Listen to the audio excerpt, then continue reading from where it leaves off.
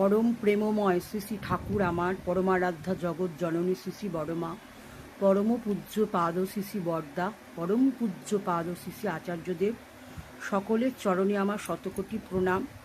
পূজনীয় অবুন্দর চরণেও আমার প্রণাম।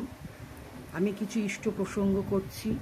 ঠাকুরের সম্বন্ধে বলার ভাষা আমার নেই। ঠাকুরের কথা বলতে গেলে অনেক পুঁথি পুস্তক পড়তে হয়। তা আমি যেটুকু আমার নিজের জীবনে জানি সেটুকুই বলবার চেষ্টা করছি।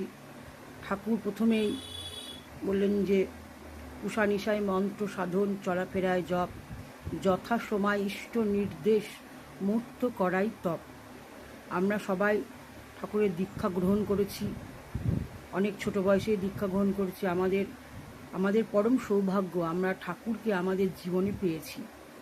ঠাকুরকে পেয়ে আমার যেগুলো করা দরকার সেগুলো হচ্ছে আমার উষা নিশায় মন্ত্র সাধন করতে হবে, আর চলাফেরায় যা ঠিক টাইমে নাম ধ্যান, ইষ্টবৃত্তি, সস্ত্রয়নী, আচার্যবৃত্তি এগুলো আমাদের করা দরকার।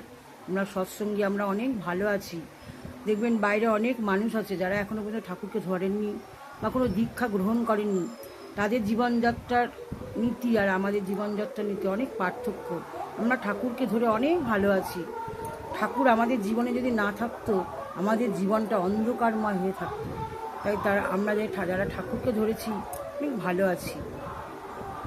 শুধু ঠাকুরকে ধরলেই হবে না, ঠাকুরকে আরও থেকে আরোতর ভালোবাসতে হবে। তাকে যদি আমরা ভালোবাসতে পারি, আমাদের জীবনটা যদি তার কাছে সঁপে দিতে পারি, তাহলে আমাদের জীবনটা ধন্য। জীবনে কিছু তো নেই, কেউ তো কারো নয়, একমাত্র ঠাকুরই তোমার বা আমার। তাকে নিয়ে থাকলেই আনন্দে থাকা যায়, তাকে নিয়ে তাকে নিয়ে থাকলেই শান্তি পাওয়া যায়। এছাড়া কোনো কিছু আপন নয়। টাকা বলো, পয়সা বলো, বাড়ি বলো, ঘর বলো, কিছুই আপন নয়।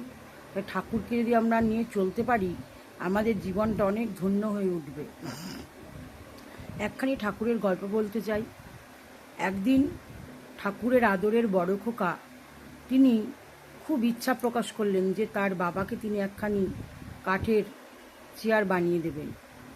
সেই জন্য তিনি কি করলেন, দেওঘরের কাছাকাছি একজন ঠাকুরের শিষ্য থাকতেন, মনোহর দা। তিনি পেশায় কাঠের মিস্ত্রি।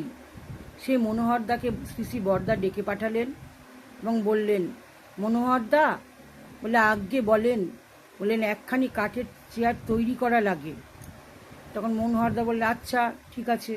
বলছেন চেয়ারখানি আমার বাবাকে আমি দিতে চাই। বলছে ঠিক আছে, তাহলে আপনি ঠাকুরের অনুমতি নেন। শ্রী শ্রী বরদা ঠাকুরের অনুমতি নিলেন এবং মনোহরদাকে বললেন, যান এবার আপনি তৈরি করতে থাকেন। তখন মনোহরদা বললেন, ঠাকুরের যদি অনুমতি থাকে আর আপনার যদি নির্দেশ থাকে অবশ্যই আমি তৈরি করছি। তখন মনোহরদা সেই কাঠের চেয়ারখানি তৈরি করতে লাগলেন। করতে করতে যখন প্রস্তুত হলো কাঠের চেয়ারখানি, তখন শ্রী শ্রী বরদাকে এসে বললেন যে আমার কাঠের চেয়ারখানি তৈরি হয়ে গেছে। তখন বরদা বললে, যা ঠাকুরের কাছে গিয়ে বল গিয়ে। মনোহরদা তখন যথারীতি ঠাকুরের কাছে গেলেন এবং ঠাকুরকে বললেন, আজ্ঞে আপনার চেয়ারখান তৈরি হইয়া গেছে। ঠাকুর তখন খোকা টানছিলেন আর বলছিলেন, ঠিক আছে, বড় খোকার বারান্দার সামনে ওই কাঠের চেয়ারখানি কাল রাখা দিয়ে আসবি এবং তোরে নিয়ে কাল সকালবেলা ওই কাঠের চেয়ারখান দেখতে যাম। তা মনোহরদা সে আদরের বড় খোকা ঠাকুরের তার বাড়ির বারান্দার সামনে চেয়ারখানি রেখে এলেন। পরের দিন সকালবেলা ঠাকুর এবং মনোহরদা দুজনে মিলে সে বড় খোকার বারান্দার সামনে সে কাঠের চেয়ারখানি ঠাকুর দেখতে গেলেন। ঠাকুর দেখছেন খুঁটিয়ে দেখছেন, কারণ আমার পরম দয়াল পরম পিতা যুগপুরুষোত্তম শ্রী শ্রী ঠাকুর অনুকূলচন্দ্র যতক্ষণ না কোনো কাজ নিখুঁতভাবে না হয় ততক্ষণ তিনি সন্তুষ্ট থাকতে পারতেন না। তাই তিনি বারবার কাঠের চেয়ারটি খুঁটিয়ে দেখতে লাগলেন। দিয়ে মনোহরদাকে বললেন, আরে মনোহর, ওই বাম দিকের পায়াখানা যেন এখন খাটো লাগে। মনোহর তখন বললেন, আজ্ঞে ঠাকুর, না, ও আমি জোড়া তালি দিয়া দিম হ্যানে। মনোহরদা তখন এই কথা বলতে লাগলেন। তখন বলে, কি কইলি? ঠাকুর বড় বড় চোখে মনোহরদার দিকে তাকাইয়া, কি কইলি? জোড়া তালি দিবি? মানুষের চরিত্রের মধ্যে যে ফাঁক আছে তা কেমনি জোড়া তালি দিবি? তা এই হলেন আমার পরম দয়াল পরম পিতা। সত্যি তাই, আমরা তো মানুষ, আমাদের চরিত্রের মধ্যে কত গলদ, সেগুলো আমরা কি দিয়ে ঢাকবো? আমরা তো মানুষ রূপে জন্মগ্রহণ করেছি, আমাদের মধ্যে তো বহু ত্রুটি, সেগুলো আমরা কি দিয়ে ঢাকবো? তা আজকে দেখুন এই পরম দয়াল শ্রী ঠাকুর অনুকূল চন্দ্র, তিনি এ ধরাধামে এসছেন, তার বংশধরকে রেখে গেছেন। হ্যাঁ, আর চতুর্থ পুরুষ শ্রী শ্রী আচার্যদেব, পঞ্চম পুরুষ শ্রী শ্রী অবিন দাদা আজকে মানুষের কাছে যেতে বলছেন, ডিপি ওয়ার্ক করতে বলছেন। কেন জানেন? আজকে মানুষের মধ্যে ভালোবাসার বড় অভাব। প্রত্যেক পরিবারের দেখুন আর্থিক সচ্ছলতা আছে, মাথা গোজবার ঠাঁইও আছে, কিন্তু ভালোবাসা নেই। এই ভালোবাসার জন্য অবিন দাদা বললেন যে ডিপি ওয়ার্ক করতে, এবং এমনকি নন সৎসঙ্গীদের বাড়িতে গিয়েও ঠাকুরের প্রার্থনা করতে, যে এইভাবে যদি ডিপি ওয়ার্ক করতে হলে মানুষের মধ্যে ভালোবাসা বাড়ে, মানুষের মধ্যে মেলবন্ধন বাড়ে। এই হলেন আমার পরম প্রেমময় শ্রী শ্রী ঠাকুরের বংশধর। আমার ঠাকুর ছিলেন পরম প্রেম স্বরূপ। ঠাকুর চাইতেন মানুষ, তার আয় ছিল মানুষ, ব্যয় ছিল ভালোবাসা। তিনি মানুষকে ভালোবাসতেন, মানুষই তার কাছে প্রধান উপজীব্য। আর আমরা যদি মানুষকে ভালোবাসতে না পারি, মানুষের সঙ্গে সুন্দরভাবে একটা কথা বলতে না পারি, তাহলে আমরা কি ঠাকুরকে ধরেছি? তাই আসুন না আমরা সবাই মিলে ঠাকুরকে নিয়ে যাতে ভালো থাকতে পারি, সবাই মিলেমিশে থাকতে পারি। আপনার স্বার্থ থাকবে শুধুমাত্র ঠাকুরের সঙ্গে, আর কারোর সঙ্গে কোনো স্বার্থ থাকবে না। আর স্বার্থ দিয়ে ভালোবাসা হয় না, অন্তর থেকেই ভালোবাসা হয়।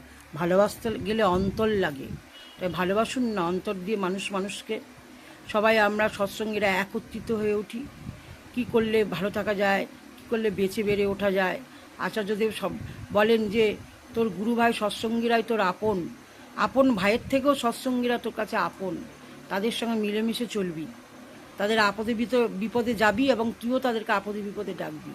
আচার্যদেব দাদা প্রত্যেক মুহূর্তেই আমাদেরকে, দেওঘরে গেলেই সবসময় আমাদের পারিবারিক সমস্যার সমাধান বলে দিচ্ছেন। কিভাবে চললে আমরা ভালো থাকবো, কি কাজ করলে আমরা ভালো থাকবো, কি খেলে আমরা ভালো থাকবো, সর্বদাই তিনি সবসময় ঠাকুরের কথাই তিনি বলে যাচ্ছেন। আমরা আচার্যদেবের মাধ্যমেই ঠাকুরের কথা শুনতে পারি, জানতে পারি।